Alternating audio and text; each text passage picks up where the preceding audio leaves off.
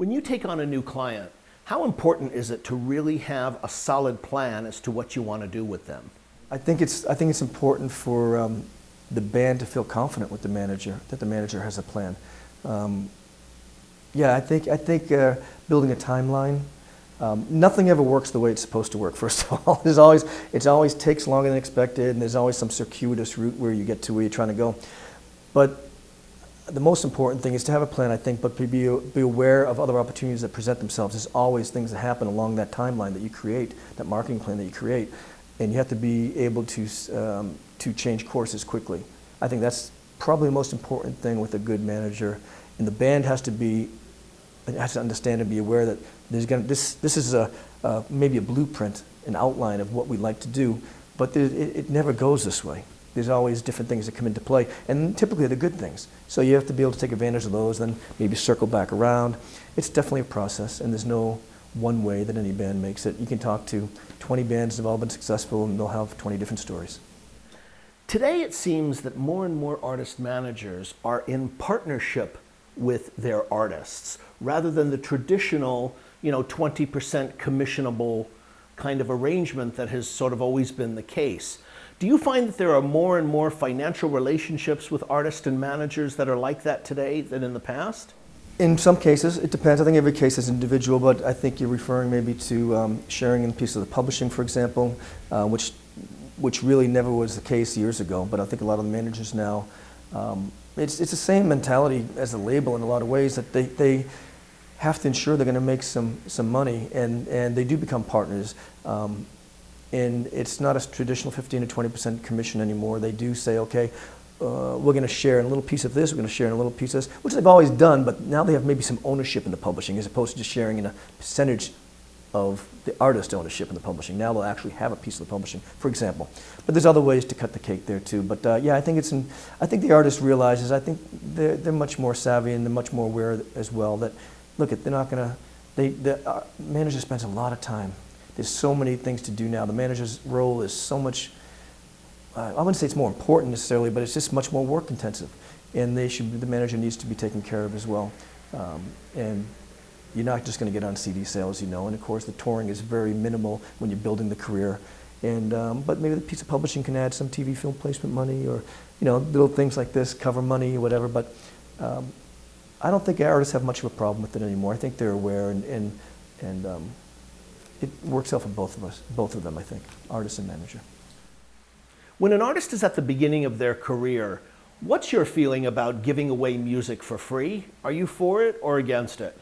Yeah, there's two sides of that coin for sure. You'll have one side of people say, never give it away, it's art, and it has value.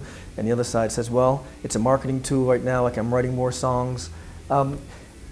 I kind of lean a little more to the giving stuff away at this point, and not because I don't see value in their art and music, of course I do, but I just think it might be necessary to generate that attention and generate that awareness. I don't like the fact that some of the branding companies, TV film placement, the TV shows are not paying the artists well. I don't like that. I think they should be paying the artists more for placement of their music in their TV shows, and of course their argument is, well, I'm giving them all this exposure. But the freebies that I think is okay is maybe free downloads to their fans, things like that. I think the artist is fine. Give some of these free downloads to fans. Conversely, when you have a song placed in a TV show, I think the TV show and the networks have a responsibility to take care of that artist. They have the money. And I think that symbiotic relationship should be better.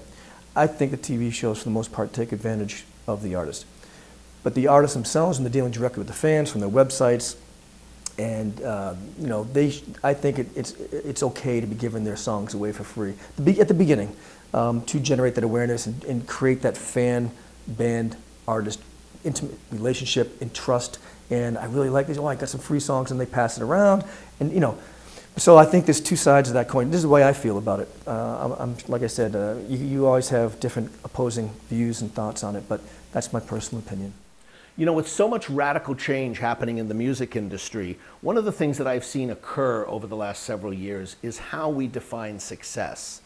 How do you define success today for an artist? Well, I think the only person that can define what success is the artists themselves. And I mean that sincerely, because I talk to artists that are extremely happy. They're not rich, they're not driving fancy cars, living in mansions, but they're touring, they're selling to their fans, they're making a living, they're putting food on the table, and they're very happy.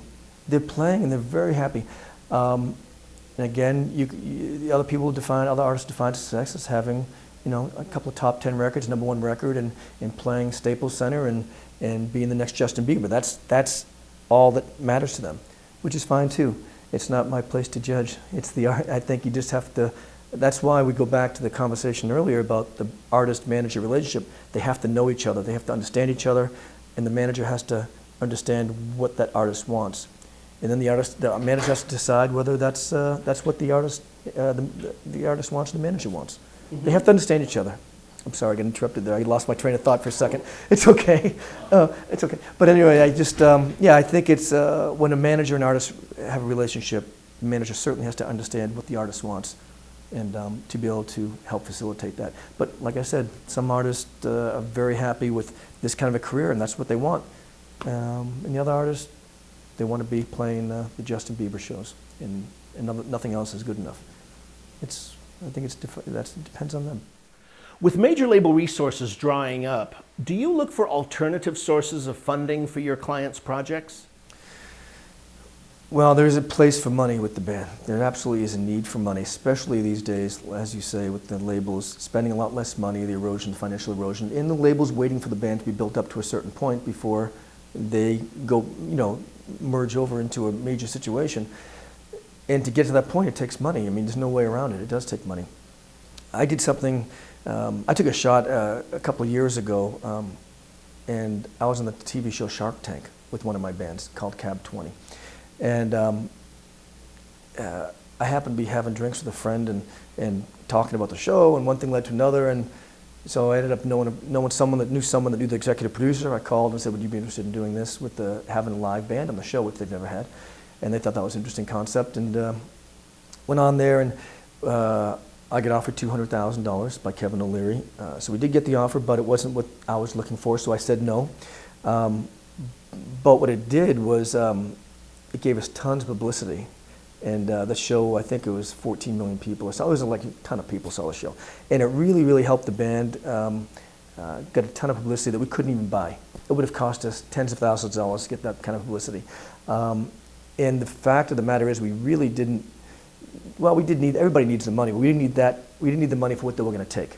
They wanted 50% of everything, publishing, everything, you know. So it just wasn't worth it, but it was good. So, but the funding is, you do need funding, whether it's family and friends money, angel funding, what have you. But the most important thing is know how to spend the money. You know, I see a lot of bands that will come into $100,000, $200,000, and they blow it on getting the great van, the great bus, or they get it just really spending the money ridiculously instead of, because that doesn't last that long. You can spend money like that. And so it's good to have a good manager in place when you have some money to know how to spend it properly and build the teams properly and not spend it all at once, of course, and know where you're going to get the biggest bang for the buck, you know, the value. On a final note, Tom, what pieces of advice would you have for artists who are serious about beginning a career in music? Patience. Number one, patience. Know that it's not going to be easy.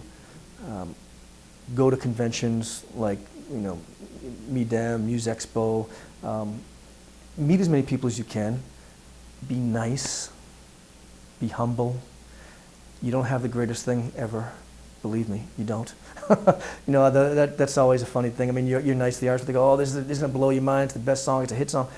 Don't say things like that because people have been around too long. Be passionate about your own music, but be humble about it. Of course you think it's the best thing ever, and you should. But keep the bragging down.